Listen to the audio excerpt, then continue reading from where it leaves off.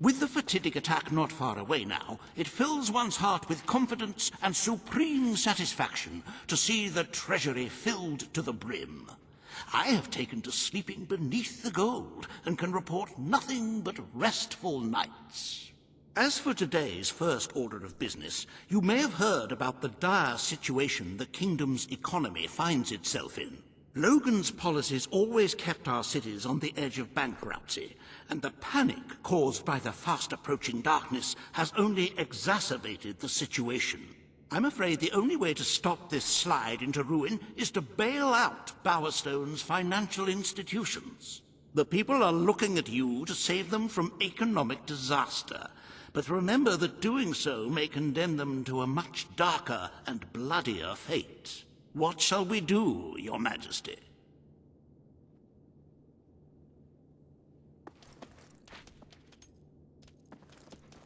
Does it really matter if people starve because they can no longer afford to buy food? Surely the gold serves a greater purpose in here than out there. You are such a giving, magnanimous person. Very well, I will make the arrangements. Life will be easier for your subjects for a while, but the treasury will not easily recover. I only hope we haven't thrown away our chances of survival. Of course, you could always replenish our gold supplies by donating from your personal funds. Shall we proceed with today's agenda?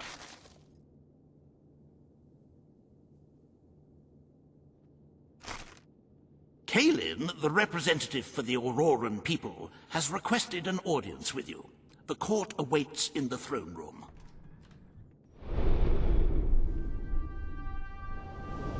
The armory is at your disposal.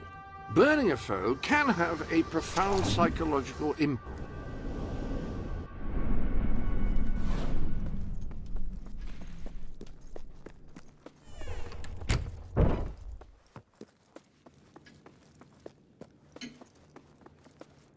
Yay! Greetings, Your Majesty. Your Majesty. Your Majesty. All stand for the king. Today you must decide how much protection to grant Aurora. Kalim will offer her proposal. Reva will stand against her. You may speak. Your Majesty, as you know, the threat from the deserts that surrounds my city has not diminished. The darkness could fall upon us once more at any moment. Aurora is part of your kingdom now, and I ask that you grant us protection. Build a desert outpost that can warn my people should the crawler attack. It shall allow us to leave the city in time and ensure the survival of your loyal subjects. A desert outpost? I've never heard such nonsense. What shall we do next? Erect taverns under the sea? Plant crops on mountain peaks? It is a foolhardy suggestion. Why should our valiant soldiers suffer sunstroke and chapped lips in a distant land when they could be protecting the people of this very city? Is it really worth risking the lives of all the people outside these walls for a mere alarm system? Of course not. Let us leave the funds and the soldiers where they belong, right here. The darkness poses a threat to us all. But Aurora has already suffered more than its fair share. The final decision rests with you, Your Majesty. Aurora is under our protection. It is our duty to build this outpost. The King's decision is final.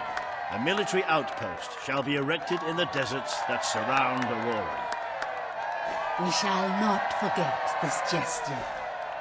Aurora thanks you. Ah, you are a whimsical monarch, and that is why you are so beloved. Very well, it shall be done.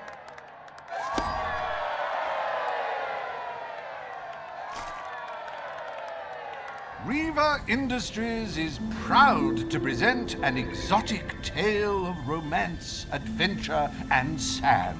The Desert Outpost. Bring forth Sabine of the Mistpeak Dwellers. Today, you decide on the fate of Mistpeak, home of the Dwellers, Your Majesty. Sabine will speak for his people and their land. Reaver will dispute his cause. You may speak. I come here seeking nothing but what was promised me and my people.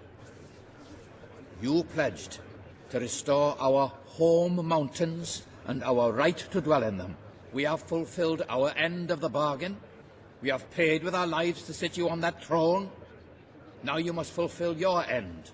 Undo the damage your brother did to our land, and our agreement shall be satisfied. Your Majesty, this sounds both an unnecessary expense and an impudent demand. What value is there in a few trees languishing amongst snow and rock?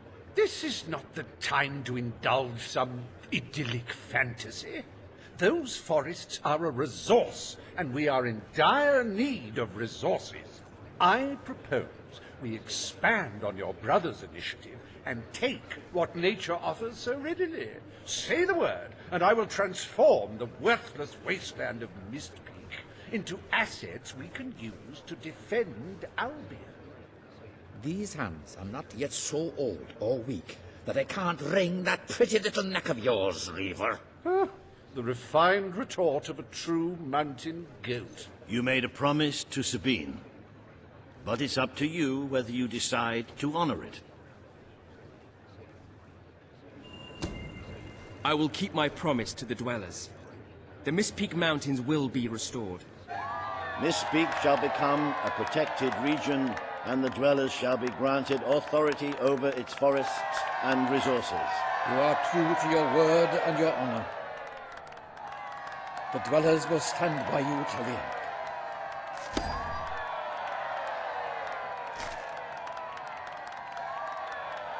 The forests of Mistpeak are our greatest national treasure, and now, thanks to Reaver Industries, they have returned to their past splendor. Dwellers, birds, and bunnies are free to roam, laugh, and kill each other as nature intended. Who needs all that lumber anyway?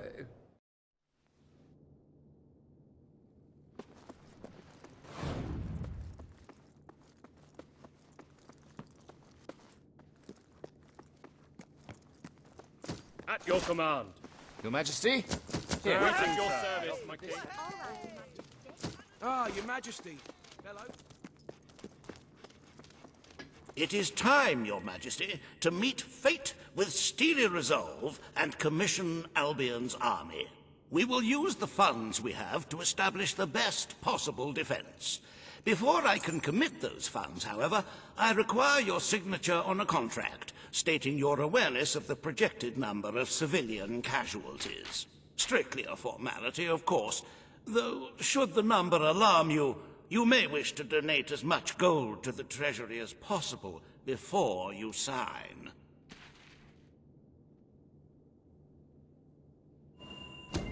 Very good. If you could just sign on the dotted line, please.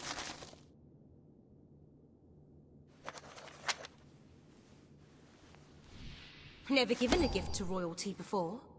I just want to show you how much we appreciate what you've been doing, Your Majesty. Here, have this. Happy anniversary, Your Majesty.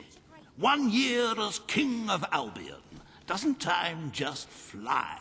I am delighted to say that the Albion army has been deployed in preparation for the invasion, so we may enjoy the occasion without apprehensions. To celebrate this momentous day, I have prepared some fantastic events. First, you will stand still for several hours while a local artist paints your portrait. Then, you will choose the 47 varieties of flowers you wish to be cast at your feet as you parade through the city. Oh, and you will need to sign thousands of autographs, of course. Let's see. You will also be fitted for a new pair of shoes, and, of course, you will need a new suit.